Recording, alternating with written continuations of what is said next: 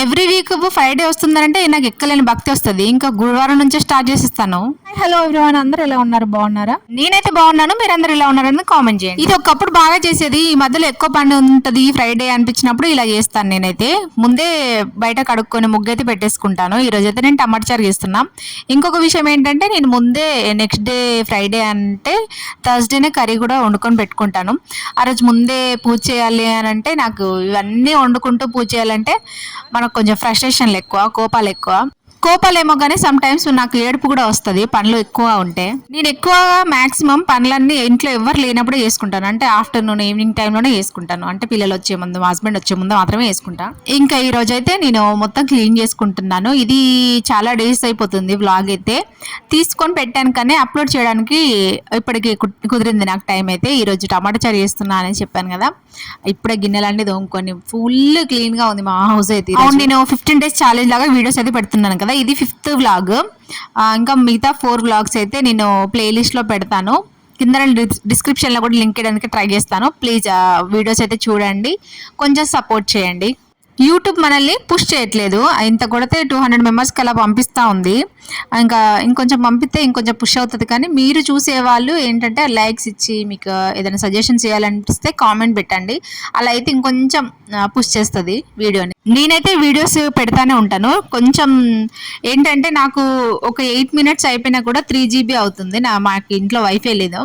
ఈ mobile data ద్వారా వేసేవారికి చేసేవారికి 3 hours పడుతుంది ఒక్క వీడియో అప్లోడ్ పెట్టడానికి. ఆ 3 hours అయిందా అని పడుకోకుండా చూడడమే అవుతుంది. అలా కొంచెం స్ట్రెస్ కూడా అవుతుంది నాకు. అట్లా ఈ రోజు వీడియో పెట్టడం నాకు కొంచెం లేట్ అయిపోయింది. బట్ నేనైతే 6 o'clock పెడదామనేసి అనుకుంటున్నాను. నాకైతే వ్యూవర్షిప్ ఉంటుంది కదా, మనకి ఎప్పుడు వస్తాయి వ్యూస్ అనేది. నాకైతే 6 o'clock ఉంది. అందుకే నేను 6 అప్లోడ్ పెడదామనేసి అనుకుంటున్నా. డైలీ ఈవినింగ్ 6 పెడతాను. డైలీ ఏమనుకోకుండా వచ్చి మన వీడియో చూసి మీకు మంచిగా ఉన్నాయా, మంచి అనిపించట్లేదా అనేది కూడా కామెంట్ పెట్టండి. నేను ఏదైనా తీసుకుంటాను, నెగిటివ్ ఆర్ పాజిటివ్. నచ్చితే నచ్చింది అని చెప్పండి, నచ్చకుండా లేదంటే నచ్చలేదు అని కూడా కామెంట్ చేయండి, పర్లేదు. ఇంకా నేనైతే ఇక్కడ గిన్నెలు తోముకున్నాను కదా, అవన్నీ సర్దుకుంటున్నాను. నాకు యాక్చువల్గా అయితే బౌల్ స్టాండ్ ఉంది. నీ రూమ్కి వచ్చాక మా ఓనర్స్ అసలు గోడకు ఒక్క మూల కూడా కొట్టొద్దని రిస్ట్రిక్షన్ చేశారు.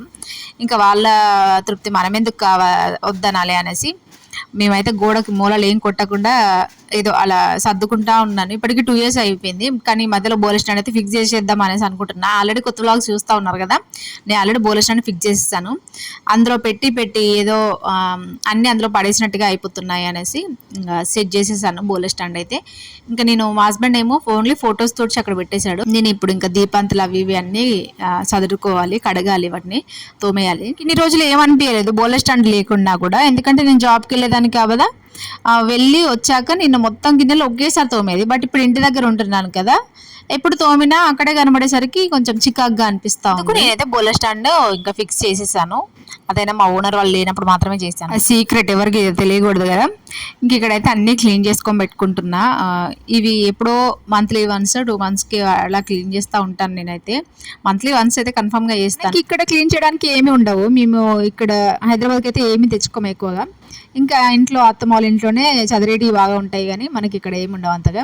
నాకు ఈ కూలర్ యూజ్ చేయడానికి ఏమో కానీ, అదే వాడడం ఏమో కానీ, మేము దాన్ని ఎక్కువగా ఈ పూజ సామాన్లు పెట్టడానికి ఎక్కువ యూజ్ చేస్తాను. ఇదైతే మంచి టేబుల్ లాగా భలే సెట్ అయిపోయింది నాకైతే అక్కడ. ఆ కూలర్ లేకుంటే పాపం అవన్నీ తీసి ఎక్కడ పెట్టాల్సి వచ్చేదో నాకైతే.